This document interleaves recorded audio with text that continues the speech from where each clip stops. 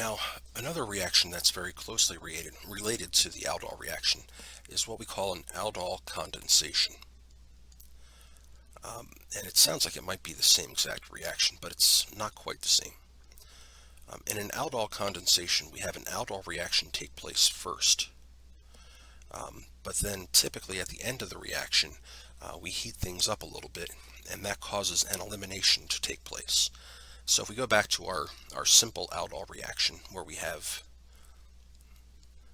acetaldehyde reacting with acetaldehyde in the presence of base.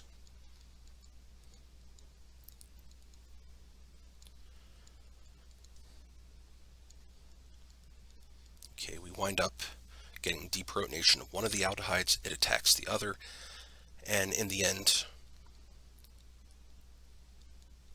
we wind up with our beta hydroxy aldehyde.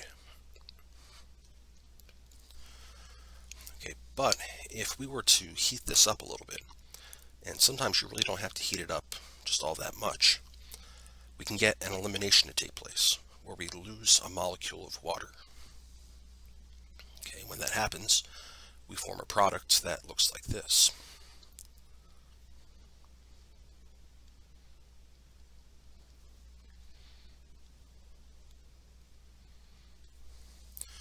Okay, so you can see here we have a carbonyl compound. We have a double bond between the alpha carbon and the beta carbon.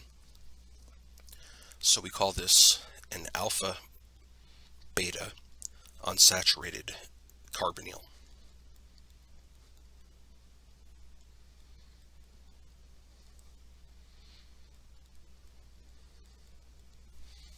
Okay.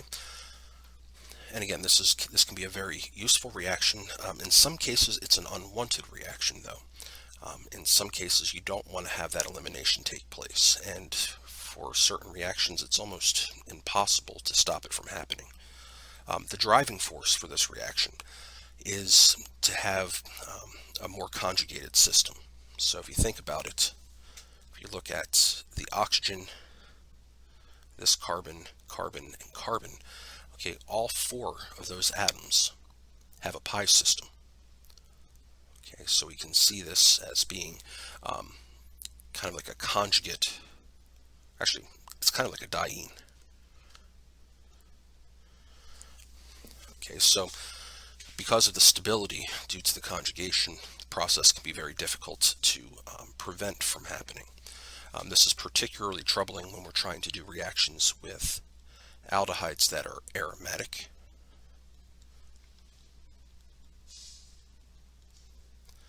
Okay, so if we were to take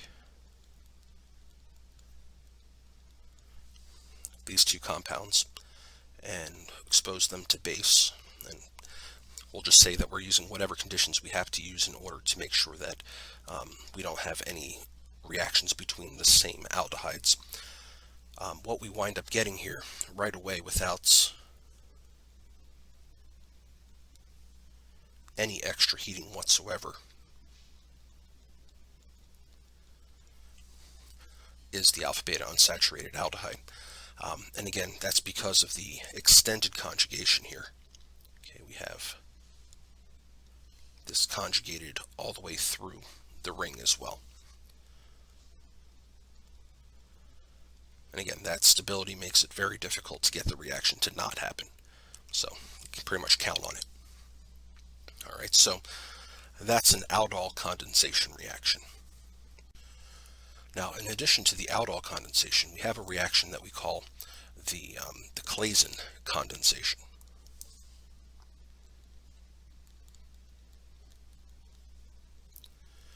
And the Claisen condensation is, well, it's got similarities and differences with the aldol reaction. In the Claisen condensation, what we're working with are esters. So instead of us having two aldehydes reacting together, we have two esters, like, let's say, methyl acetate.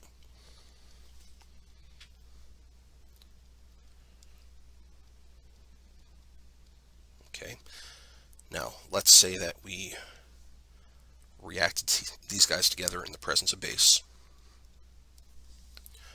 Okay, what would happen is we would get deprotonation of one of the esters, and that would lead to the enolate reacting with the other ester. And the product that we get at the end of all this looks like this.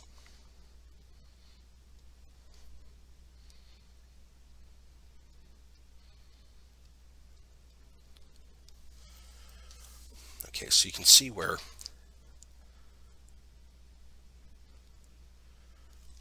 one of those esters contributed to that right side of the molecule, while the other one contributed to the left. Okay, so let's look at the mechanism for this.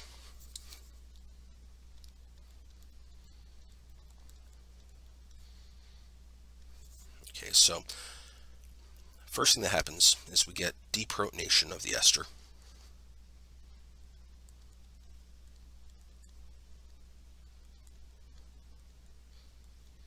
And typically we want to use a pretty strong base here. It might be LDA, it could be maybe sodium hydride. Okay, but that base is going to come in, deprotonate, and form the enolate.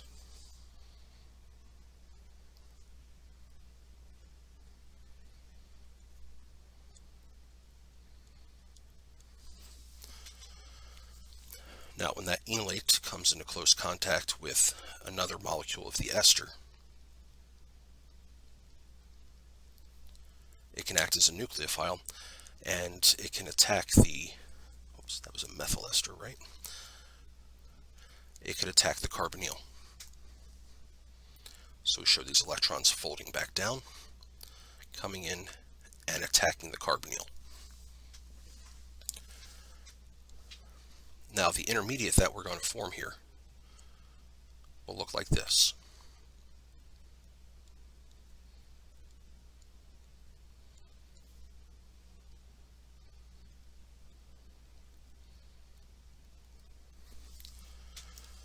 And that intermediate then could have the oxygen's electrons collapse back down, and we expel a methoxy group. And then the product that we're left with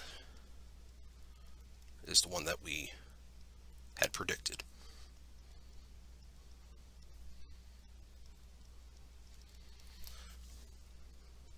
And incidentally, this is actually the starting material for the acetoacetate synthesis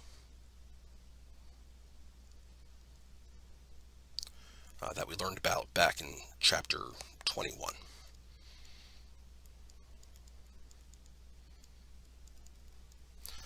Okay, so again, a very useful synthesis, and then we'll look at a couple more reactions in the upcoming videos.